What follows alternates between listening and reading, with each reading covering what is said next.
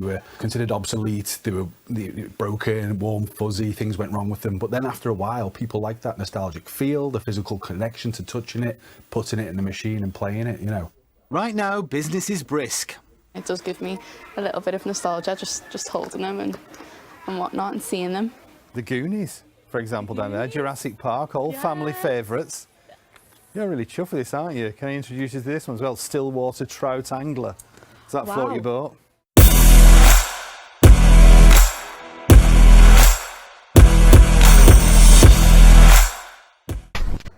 Well, you know, we have discussed multiple times before about physical media, how it is returning. We see record vinyl sales are soaring right now, better than digital downloads, as we reported before.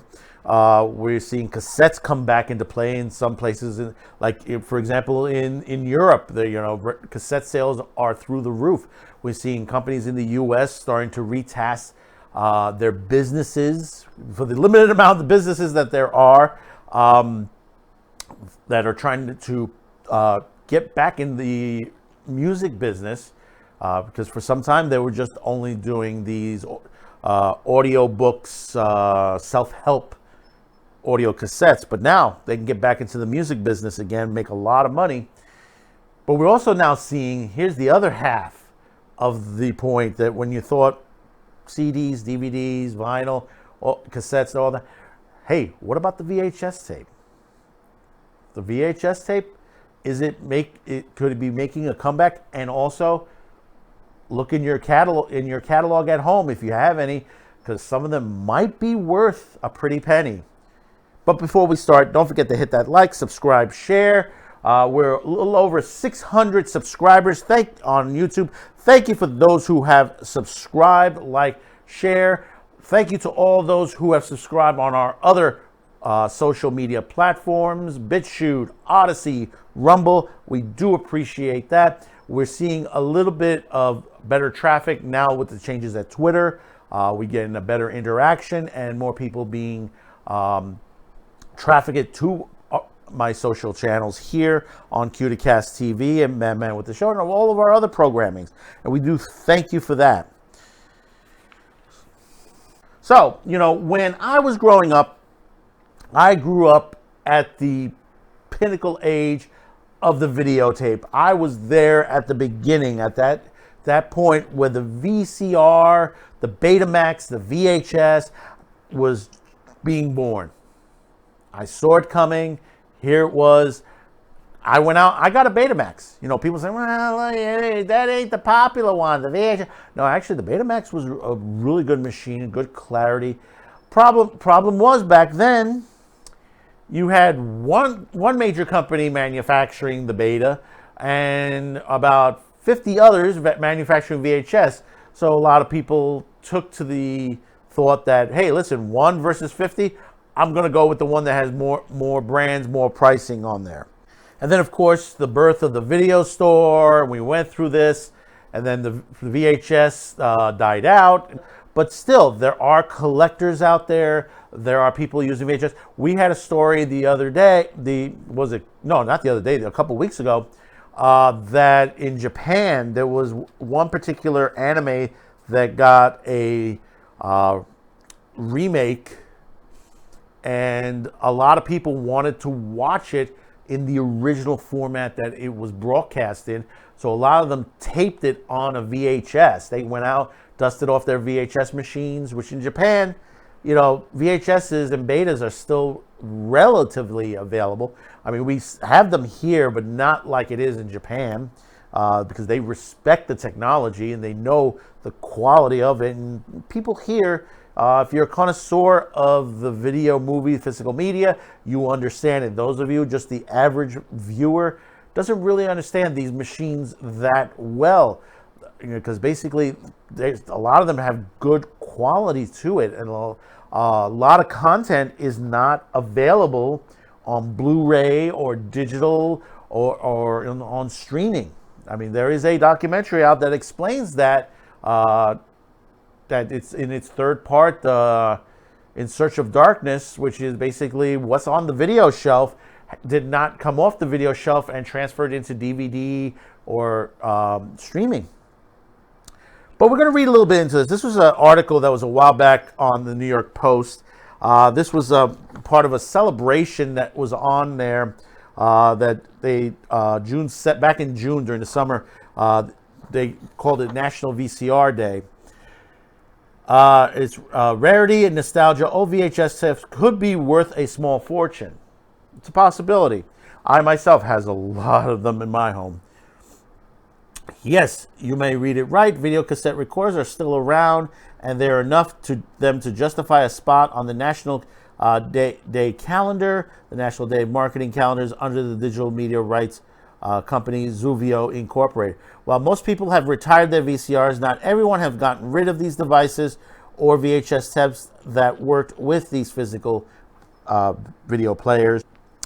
Some might even be holding on to retro gadgets after seeing that the sealed mint condition Star Wars VHS tape from 1977 sold for $57,600 in New Jersey by Golden Auctions, a collectibles auctioneer, in December of 2021. If you have a collection of limited edition or unopened VHS, you could be in the ownership of a small fortune. Most VHS tapes aren't worth that much money and will sell for a few dollars. Baruch Labruski, the CEO at Rank Secure, a Toronto-based digital analyst firm, told Fox Business. Rarity and nostalgic are what makes some of the VHS valuable, Lubansky continued. An original Star Wars tape can fetch $3,500 if it's sealed in the package. A 3-piece Halloween movie set can bring in $500.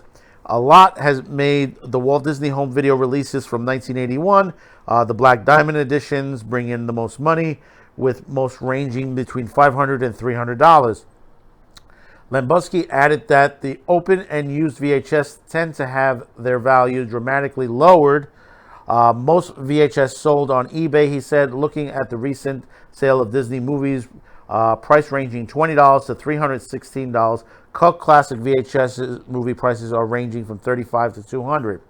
In an auction world, appraisers have listed VHS tapes that are racking up bids that are in thousands of dollars. At the time of this publication, Golden Auctions have had a dozen VHS that have currently bid at least $1,000. The titles that were available were the original Blues Brothers, Star Wars 1977, and the rehash in 84, Star Wars The Empire Strikes Back, Alien, Batman 89, Coming to America, Double Impact, Batman Forever, Jurassic Park, and Happy Gilmore.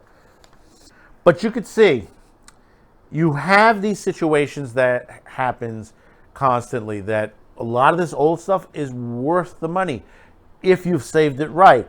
I myself have saved a lot of them right. I have the Terminator box set of Terminator 1 and 2 with the additional behind the scenes, and that is worth a little bit of money. Not as much as you think because it's opened on there. I have the Godfather box set, the in Godfathers 1 and 2 in chronological order.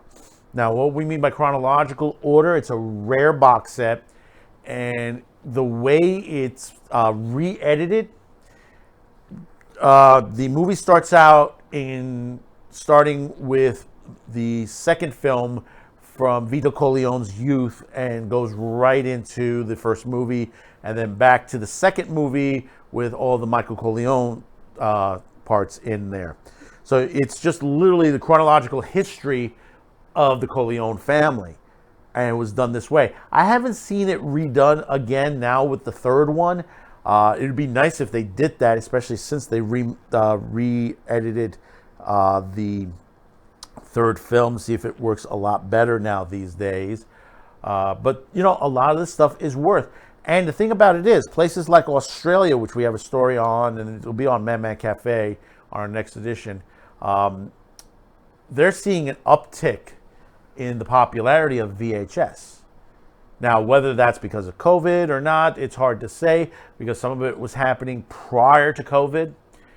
And there's a lot, and I'll tell you this, there's a lot of movies out there that are either not available anymore or never made the transition from VHS to DVD to Blu-ray to streaming.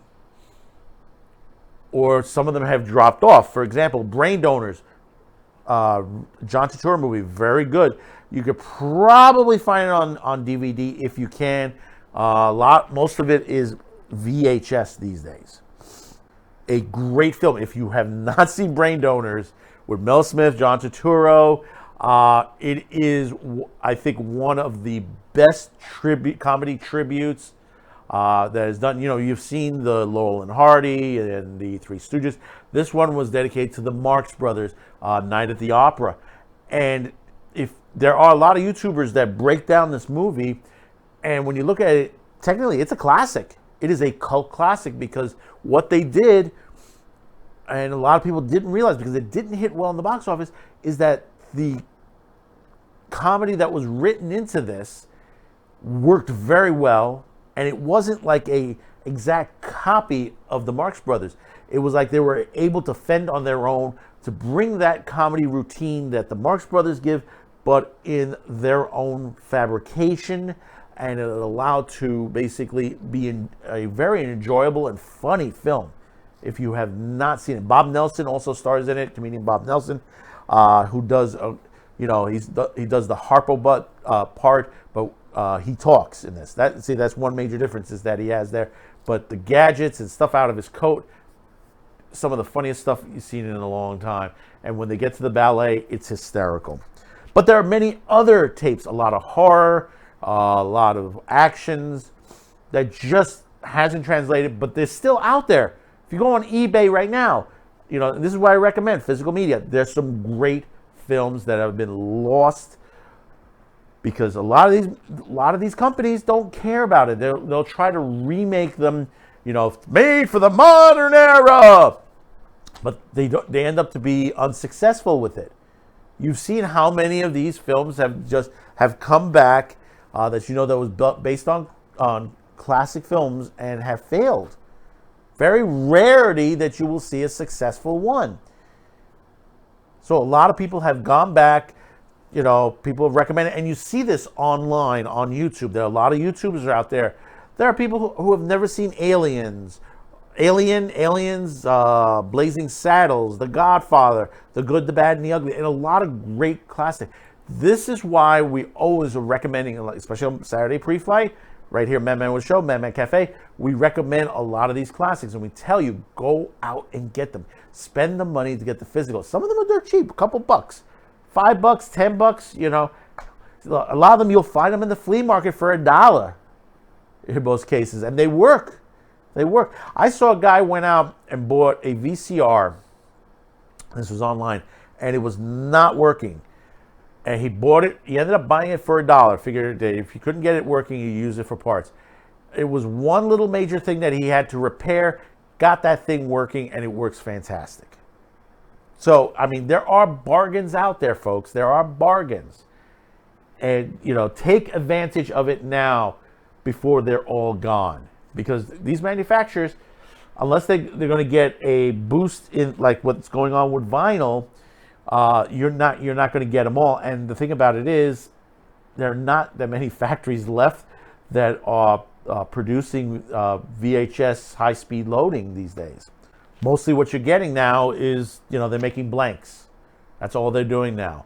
They're not, there's none of this recording VHS movies like it used to be. I was involved in that back in the 80s. My first job right out of college was working for a VHS factory at that time with high-speed loading. We did classic films, we did porn, we worked with HBO Hemdale at that time period. Saw some great films at the time period. I was there, when Return of the Living Dead went to VHS. And a couple of other great films out there that went on there. Some Rutger Hauer films on there. And then, of course, all the old classics, all the old martial art films that were under the Saturn brand name, some of the craziest, kookiest films on there. Some of the great classics, Laurel and Hardy, The many versions of It's a Wonderful Life, Scarlet Street, some of the great detective films of the time, of the classic era, romances, action, all variations. And they're still good to this day. This is why channels like MeTV, Movies, Comet, are doing very well these days, because they're showing the classics. They're not showing this woke activist type TV series and movies and stuff. They've gone back to the classics and showing some great stuff. I mean, MeTV's showing Charlie Brown stuff. They had Scooby Come Home during the holidays. One of the best ones out there of the Charles Schultz era. So, tell me your thoughts in the comments below. What do you think of this whole VHS I call it a renaissance of the physical media and VHS era? Have you started collecting them? Do you have some in your collection, as much as I do? I have a lot of anime in my collection from that era. So please comment. Don't forget to hit that like, subscribe, share. We'll see you on the next one. Thank you for tuning in, and bye-bye now.